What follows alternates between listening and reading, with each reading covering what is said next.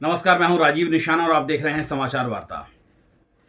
पत्रकार अपनी जिंदगी और मौत के बीच आज संघर्षमय पत्रकारिता कर रहा है।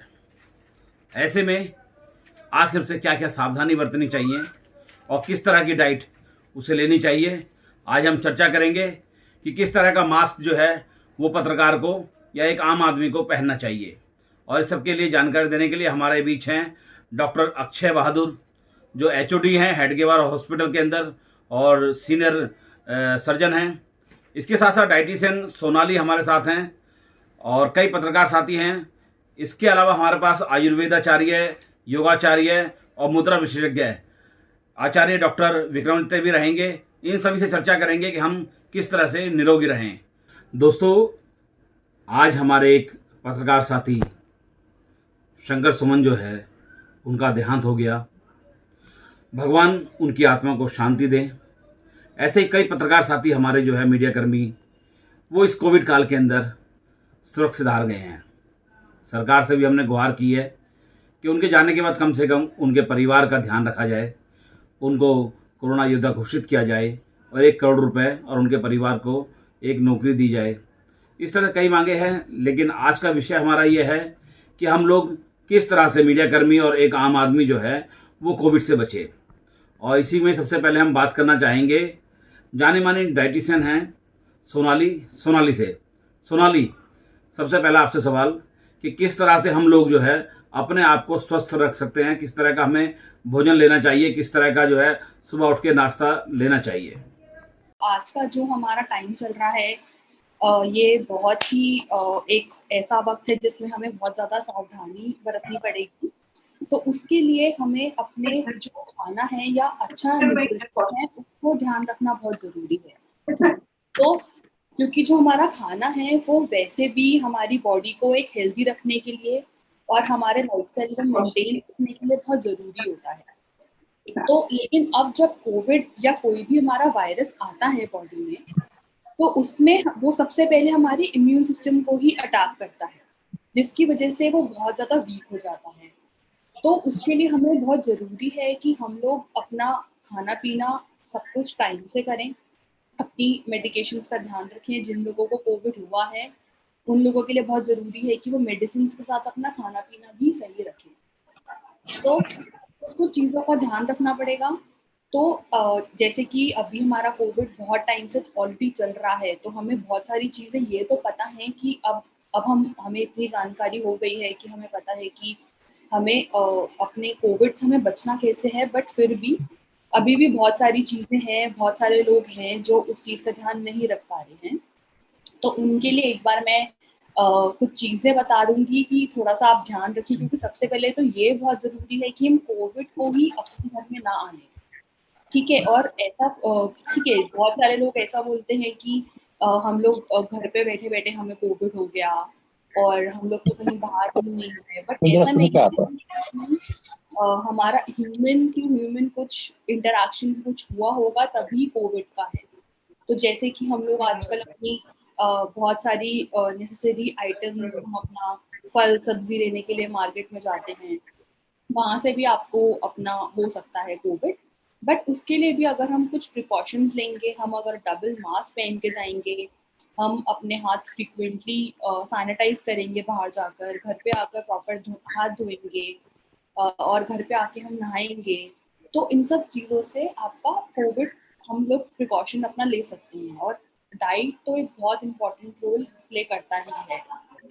तो आज के टाइम में जो अब मेन बात आती है कि हमें पोस्ट कोविड रिकवरी कैसे करनी है। तो बहुत सारे लोगों की बहुत सारे इश्यूज आते हैं अभी भी मेरे पास, कि बहुत सारे लोगों को भूख नहीं लग रही है, उनसे खाया नहीं जा रहा, फिर वो ये कंफ्यूज हो जाते हैं कि हम लोग को कैसे खाना चाहिए। तो सबसे पहले तो हम बात करेंगे एनर्जी नीड्स की, क्योंकि किसी भी इन्फेक्शन को हटाने के लिए, चाहे वो कोई भी वायरस हो, उसको हटाने के लिए ये चीज़ बहुत ज़रूरी होती है कि हम लोग अपनी जो कैलोरीज इनटेक है उसको हम लोग इंक्रीज करें और अपने फ्लूइड्स का इनटेक को हम इंक्रीज करें, क्योंकि वैसे भी थोड़ा गर्मी का मौसम है तो हमें वैसे भी फ्लूइड्स लेने चाहिए। लेकिन उसको भी हम अलग-अलग तरीकों से ले सकते हैं। तो जैसे बहुत सारे जो लोग हैं जो नहीं खा पाते हैं, वो ऐसा बोल रहे हैं कि उनको भूख नहीं लग रही है, तो उनके लिए हम लिक्विड्स फॉर्म में हम उनको दे सकते हैं खाना, या जो सॉफ्ट कंसिस्टेंसी ऑफ फूड्स होती हैं उसमें हम उनको खाना दे सकते हैं, या किसी मैश्ड फॉर्म में दे सकते हैं। तो इसलिए सबसे पहले हमें ये ध्यान रखना है कि हमें जो अपनी एनर्जी नीड्स है, अपनी जो हमारी कैलोरीज़ है, उसको हमें इंक्रीज़ करना है।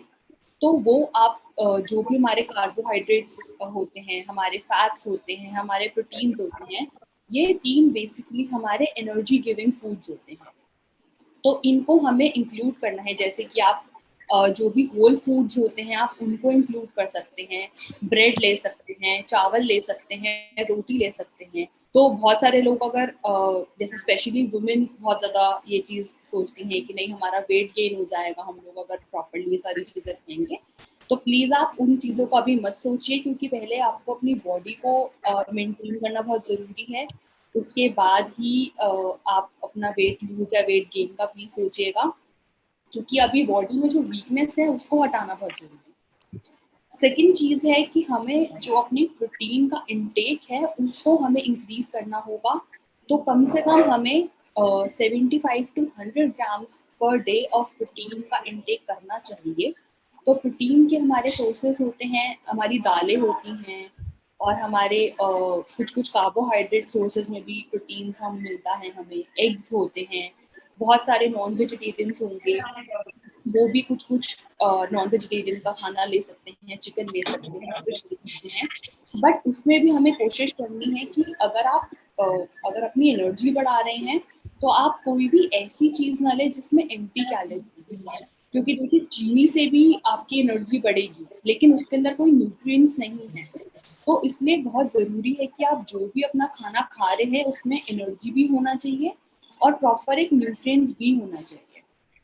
तो इसलिए और जो भी हमारे जैसे हमारे घर में बहुत सारे लोग होते हैं, यंगस्टर्स भी हैं, छोटे बच्चे भी हैं, बूढ़े भी हैं, तो आपको हर किसी का अलग थोड़ा ध्यान रखना पड़ेगा, क्योंकि जो अब सेकंड वेव है वो हमारी यंगस्टर्स के ऊपर बहुत ज़्यादा प्रभावित है, तो उनको बहुत ज़्यादा अटैक कर रही है, तो उनको तो स्पेशली बहुत ज़्यादा ध्यान रखना ही पड़ेगा। और जो अगर हम अपना प्रोटीन इंटेक बढ़ाएंगे, तो उससे हमारा ये फ़ायदा भी होगा कि जब जैसे हमारी बॉडी वीक हो जाती है, तो उसके अंदर हमारा मसल लॉस बहुत ज़्यादा हो जाता है, ठीक है? तो जो हमारा प्रोटीन इनटेक है, वो हमारा मसल लॉस डिक्रीज़ करता है, और जो भी हमारे टिश्यूज़ को रिपेयर करने का काम होता है, वो प्रोटीन का होता है। तो इसलिए वो करना बहुत ज़रूरी है। नेक्स्ट चीज़ आती है कि हमारे फ्रूट्स और वेजिटेबल्स। तो फ्रूट्स और वेजिटेबल्स हमारे बहुत ज़्यादा ज़रूरी हैं आज के टाइम पे, क्योंकि उसके अंदर ही मेनली आपका विटामिन और मिनरल होता है, हमारे फोलेट्स होते हैं, जो हमारे बहुत ज़्यादा हेल्प करते हैं वायरस को फाइट करने में। तो कम से कम आपको दिन में 4 से 5 servings of fruits and vegetables लेना चाहिए, बट उसमें भी हमें फ्रेश फ्रूट्स एंड वेजिटेबल्स का ज़्यादा ध्यान रखना है, क्योंकि जो भी पैक प्रोडक्ट्स होते हैं वो बहुत ज़्यादा बेनिफिशियल नहीं होते हैं हमारी बॉडी के लिए जनरली भी, और उसके अंदर बहुत ज़्यादा सोडियम कंटेंट हाई होता है।